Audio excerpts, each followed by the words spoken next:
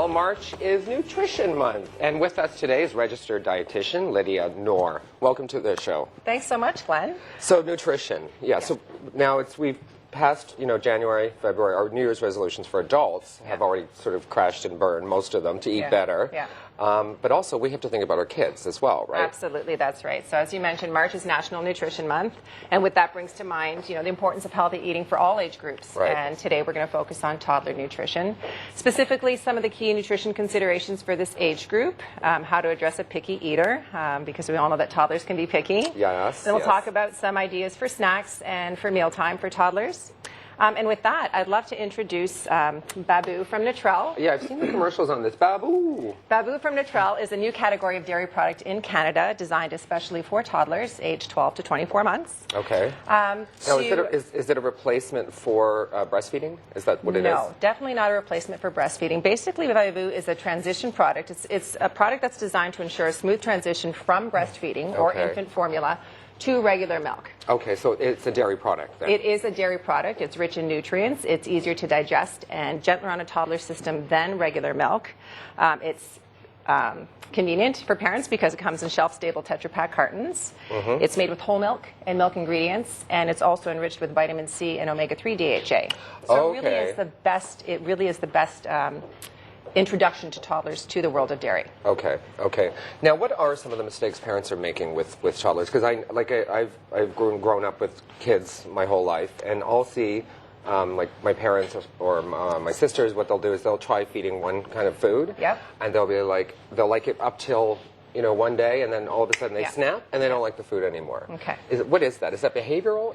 Or is that nutrition? It's a number of things. I think the thing that parents need to be aware of is that the whole idea behind feeding children and helping to helping to develop healthy eating habits in your toddler, it's a shared responsibility. It's not just up to the parents. It's shared between parents and kids. So there's a few things that parents should know. It's the what to feed your children. So you really, at this point, when you're introducing solids to toddlers and feeding them from, trying to feed them a balanced diet, you're going to feed them off a regular menu, the same menu that you and I would eat off of, for example. So I put this together today. This would have been my family's dinner last night, or tonight, whatever, for example. And it's chicken, and it's noodles, and it's broccoli, and some tomato slices.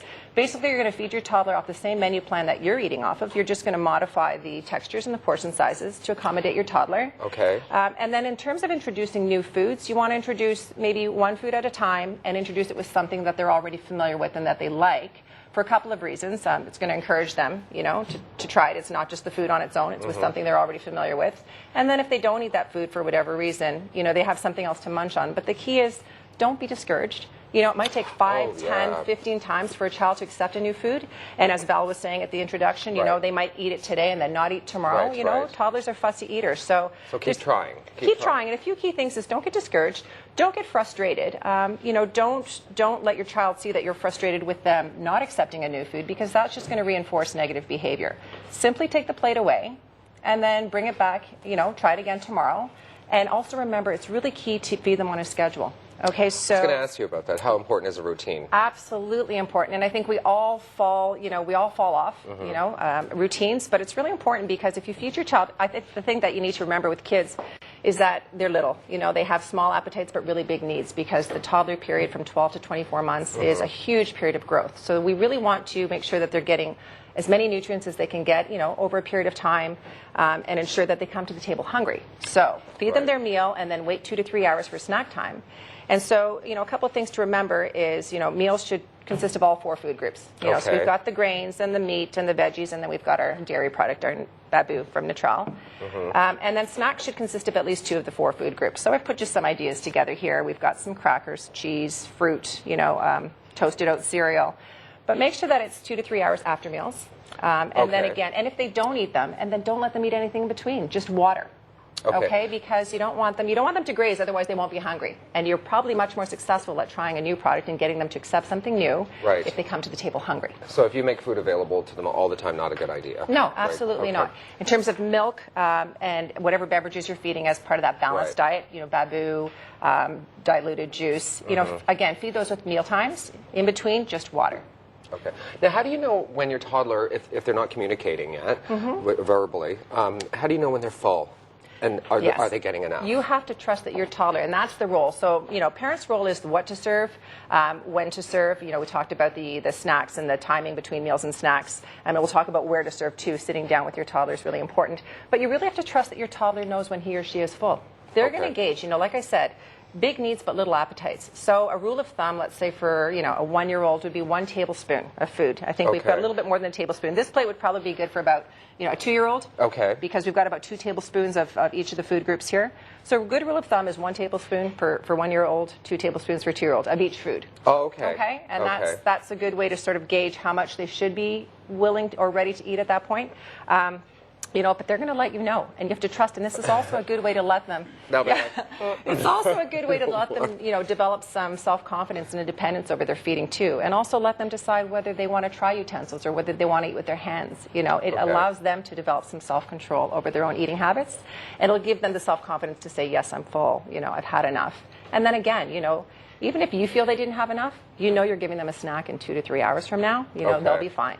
And should you be, I know when like, choo, choo, choo, choo, oh, yeah, you ate a spoon. Like, should you reward your children for eating? No, that's a great question. No, you shouldn't. Again, it's the same, it's the opposite, from what we said about don't get stressed over them not eating something, because that's going to reinforce negative behavior. Again, if you give them a big, huge praise or reward for eating something good, then they'll think, great, I did it today and I'm done. I don't have to do this tomorrow. Right, It's, food is just not about potty nourishment. training, it's eating. Right? Exactly. Food is nourishment, and it's basically we want to help toddlers develop a relationship with healthy eating, to develop healthy eating habits. And so that's why we encourage, a great variety of foods. And again, that's why, Nutrell developed Babu to ensure that they have a smooth transition from, breastfeeding, which, we absolutely encourage, to regular milk, because we want kids to have a healthy relationship with milk their entire life. So we want to make sure that transition process is as smooth as possible. Right. Now, we have kind of busy lives. Everyone's busy lives, right? What about, how important is it to actually sit down and eat with your toddler? Because I know a lot of parents are like, okay, just, boom, boom, boom, boom, boom, and try and make that work and then go. Right. Exactly. Great question again. So that covers the where that I want to talk about. That's the responsibility of the parents. Maybe not everyone can sit down with the toddler, but at least one adult should, for a couple of reasons. You want the child to learn that the time at the table is a relaxed atmosphere. It's not stressful. It's about enjoyment, and there is so much enjoyment that comes with food. So we want to establish that practice with children early on. You also want to watch your child to make sure that they don't choke. Of course. On these small little pieces, depending on, what their chewing capabilities are like and how many teeth they have. So you want to watch them for choking hazards. You also want to make sure you want to watch out for food reactions, So you want to be present and make sure that you're there with your child. And the other thing is you want to model good behavior.